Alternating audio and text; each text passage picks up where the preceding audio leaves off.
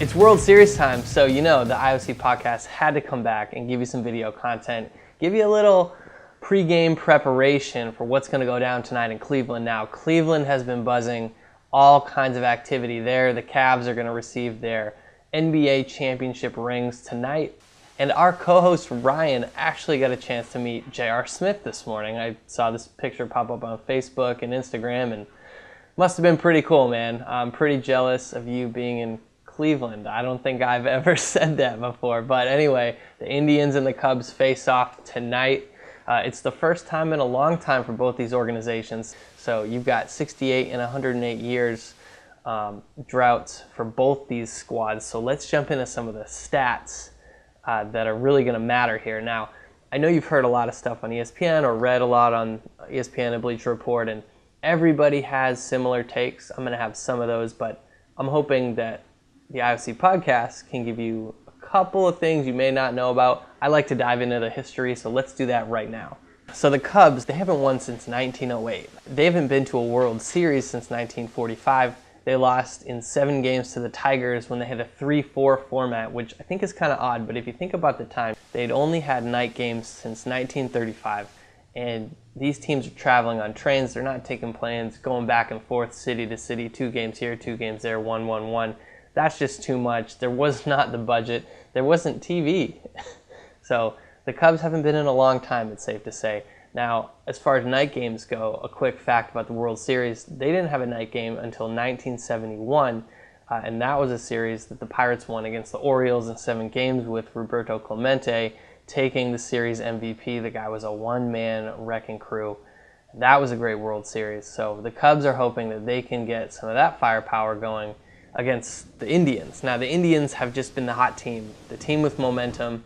Terry Francona, a ton of former Red Sox actually on the squad. Andrew Miller has been lights out in the bullpen. Francisco Lindor, Jason Kipnis, strong up the middle. The bats are coming to life. Getting a lot of unsung heroes there. Tyler Naquin, he had an inside-the-park home run this year, an inside-the-park walk-off.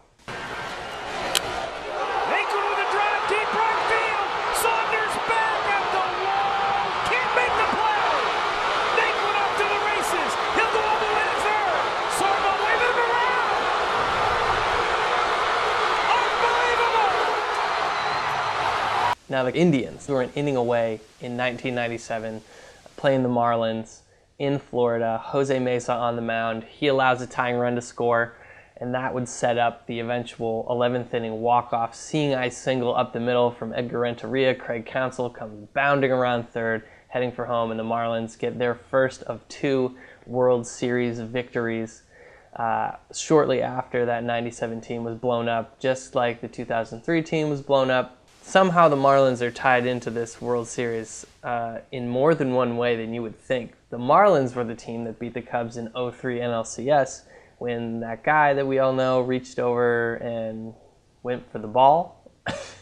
Look, I don't think it was his fault, but when weird stuff like that happens, pandemonium seeps into the minds of fans, players. Everybody at Wrigley Field on that night in 03 was thinking the same thing. It was their new Billy Goat, their new Black Cat in the on-deck circle behind Ron Santo. That was the kind of stuff that the Cubs fans and players were worried about, and Moises Alou could not have been more steamed. Now, if the Cubs win, lots of good things happen. Look at the Red Sox. The Red Sox won the World Series in 04. Buckner was forgiven. The Sox won it a couple more times. Theo Epstein, I feel like, is just driven by the challenge to take a curse and reverse it. He did it with the Sox. Is he going to do it again with the Cubs? A couple of roster moves here. Kyle Schwarber, the home run hitting catcher / utility infielder for the Cubs, who's been out for like 6 months with a knee injury, having surgery. He's going to be in the DH spot possibly in Game 1 tonight. He made the 25-man roster for the World Series. For the Indians, Danny Salazar, who had elbow inflammation after the All-Star break, tried to give it a go again for 5 starts and then had to shut it down again September 9th. He made the 25-man roster. You could probably see him in a spot start or in long relief for the Indians. Both teams have added a key component that they didn't have before. We'll see if they play a part in either team's victory in this World Series. Now, most likely to make the Oblique of the Week, I think, is Kyle Schwarber. He's been on the bench sitting, laying down for like 6 months.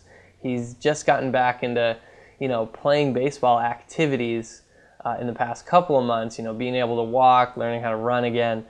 He's going to be taking some giant hacks up at the plate, and it's going to be cold weather in both cities, Chicago and Cleveland. I think if he doesn't get an oblique tear or strain right away, it's going to happen like the week after the World Series, where he's just doing something normal and it happens to him.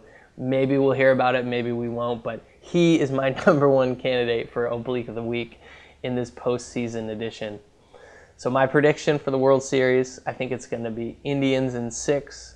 I just think that town, that team, Tito Francona, they have too much momentum going for them.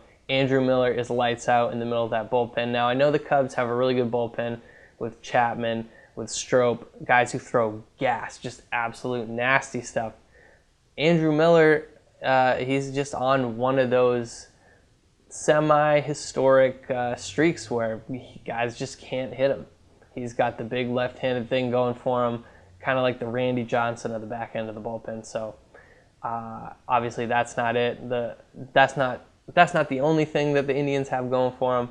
The starting pitching is coming around. If Salazar can provide anything positive, I think that gives the Indians the edge. Their base running has been phenomenal. Even Mike Napoli can steal bases, and it's going to be clutch hitting.